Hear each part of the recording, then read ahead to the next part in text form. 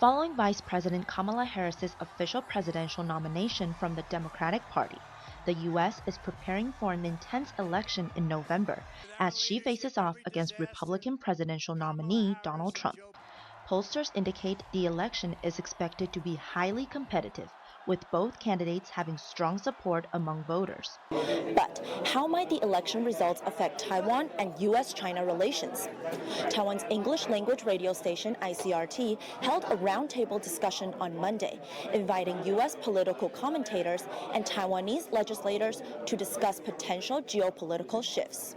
There's a huge appreciation for Taiwan in the United States on both sides of the aisle. And I think we see with Harris, she's been the tip of the spear in terms of hopping onto airplanes and flying around to various Asian governments in and around Taiwan, out all over the Indo-Pacific region, and has been communicating and connecting very well and talking about Taiwan. That very positive perception of Taiwan as a do-gooder around the world is, I think, one of its most important opportunities. That a Trump administration is going to have more people who want to do more stuff and more high-profile stuff with regard to Taiwan than a Harris administration would. I'll give a very easy example.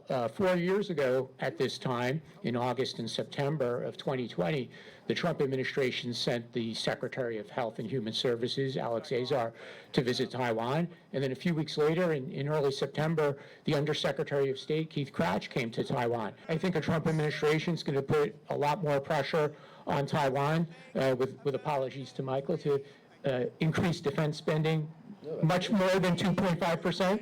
So if you say Taiwan is doing a good job, it's going to go up to 2.5%. I think a Trump administration is going to say that's simply not enough.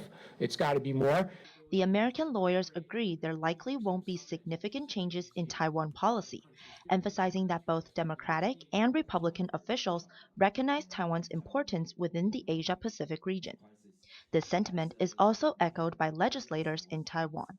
In terms of the policies, the general direction, I think, will be largely the same, broadly speaking. I think for three main reasons. One is the global trend on China is clear, and that's really China's own doing. And secondly, as I mentioned, Taiwan enjoys strong bipartisan support in the U.S.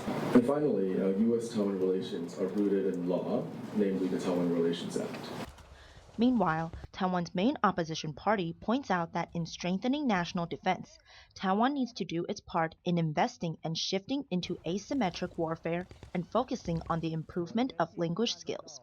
We strike more on the build up asymmetric capability, and also we emphasize on talent. All the NCOs and officers, their lack of language ability. If there were really a war or a fight between Taiwan and China, and we have to fight shoulder with the U.S. Army, and we are lack of people that could communicate directly with them, how can we fight? We are prepared for war, but we don't invite wars ourselves. Experts suggest Harris will likely continue the Biden administration's approach toward Taiwan, emphasizing regional solidarity, while Trump's approach may be more transactional, focusing on outcomes beneficial to the U.S. However, most agree both parties' views and appreciation toward Taiwan as a strong democracy and trade partner won't change much. As the election approaches, Taiwan and other nations in the region will closely monitor the potential changes that a new administration could bring. This is Vivian Xiao for TVBS World Taiwan.